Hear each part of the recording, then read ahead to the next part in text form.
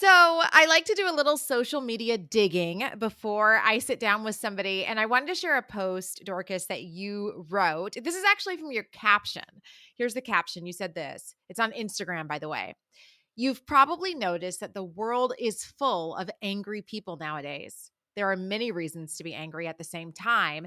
When we direct that anger at each other, I like this, rather than the systems, institutions, policies, laws, beliefs, traditions, histories, and narratives that are at the root of inequity and injustice, we risk greater stagnation of pushing each other further away into our own corners and safe silos. Talk to me about how we can appropriately channel anger. Yeah. Well, as I said, there are a lot of good reasons to be angry. It's understandable why people get angry, and sometimes it's very appropriate. At the same time, I think that it becomes risky when anger itself becomes the fuel that keeps us going, right? So it's an appropriate initial response. It actually can move us toward action, which is great, move us toward speaking up, stepping out, moving into spaces that maybe we previously wouldn't have thought to go into. But once we're there, I don't think that anger is what we can rely on because I see it as this blunt instrument that causes a lot of collateral damage.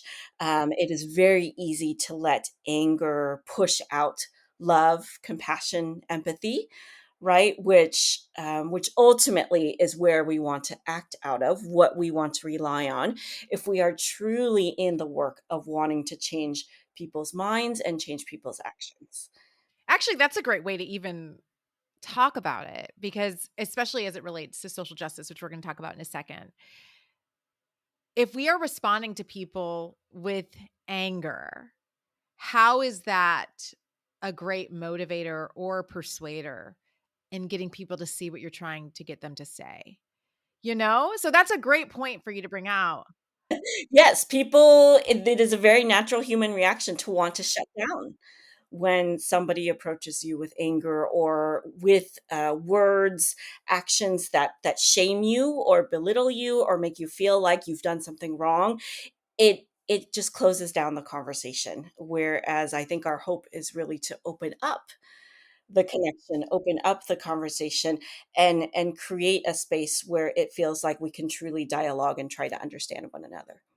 When I'm talking to students about what to do before they have a crucial conversation, as we call them, with a roommate or a parent, I always tell them before you walk in that room, think of three things and just say them out loud to your brain. Three things that you really love or like about that person. And it will change the way you walk into that conversation to remind your own brain, I don't actually hate you. I really dislike this thing, or we have to talk about this conflict, but I still love you and value the relationship. You wrote an article for Christianity Today called Some of My Social Justice Allies Are Terrifying and I Value Them for It. I'm going to read your first line and then I want you to tell us what it says in that article. Your first line says this: in almost every nonprofit or social enterprise job I've had, at least one coworker terrified me. Why is that? So that is actually an excerpt from my book. The whole piece is an excerpt from my book, but well, it speaks to my personality and kind of how I'm wired, as well as I would say the greater nonprofit and justice space. So I am person, which 20% up to even 30% of the population is. And that means that we process things on a deeper level. We feel things on a deeper level. The stimuli that comes at us through our senses, we actually experience it more intensely than your typical non-sensitive person. And so when interacting with other people, it is easier for a highly sensitive person to take things personally or to get our feelings hurt or just to kind of absorb the intense emotions. So in the nonprofit space, in justice space, there are a lot of people, wonderful people who care so deeply about the issues that we're working on. They're so passionate, and I think that passion carries over sometimes into their interactions with their colleagues, right? And so because they care so deeply about it, then they want to make sure that we get it right, or they want to, question what we're doing to ensure that it is the most effective path forward. And how they do that can sometimes come across pretty pretty emotional, or just really really strong emotions behind it. And I think when I was younger, and to some extent it's something I still struggle with, but I would um, receive that emotion as directed toward me, and I would then feel like they were being very critical of me, when ultimately they were trying to push me to a higher standard and a higher quality of output. And so I say that I really appreciate working with people who are really different from me, who've really challenged me, because I have learned so much from them. I have grown in my own ability to kind of tolerate and be around people of high passion, high intensity, which I think you just kind of need to be around people like that. They are very inspiring. There is a lot that they can get done, and so I'm grateful for the ways in which they have challenged me and pushed me to see things differently and to try to do better.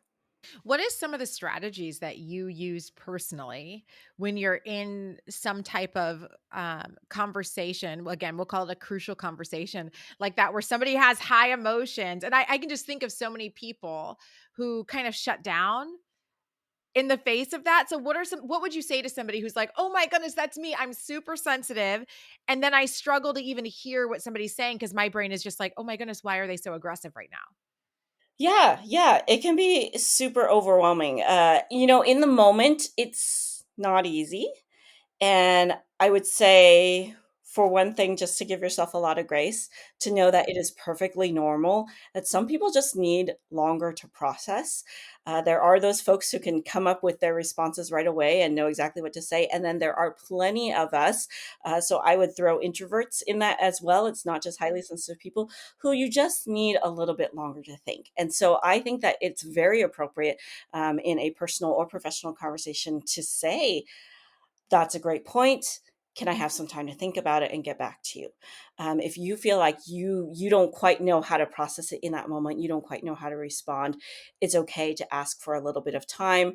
It's okay also to ask questions. I find it helpful to kind of diffuse that emotion a little bit by asking questions, by expressing affirmation, because that sort of just helps the other person settle a little bit.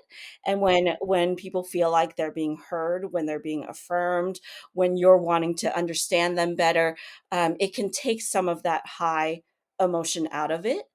Or just making the observation of like, hey, it sounds like you feel really strongly about this. Can you help me understand why? And instead of, I think, jumping to conclusions of like, "Oh my gosh, is this person super upset with me? Or did I do something wrong?" Right? Like, just be willing to go there and clear the air, because oftentimes, maybe not always, but oftentimes it is the case that it's not necessarily about you, right? It's something about what the other person is thinking or feeling, or what they may have experienced. Your book is titled Social Justice for the Sensitive Soul. I absolutely love that title. How do you define social justice in the book and as we start navigating this conversation together?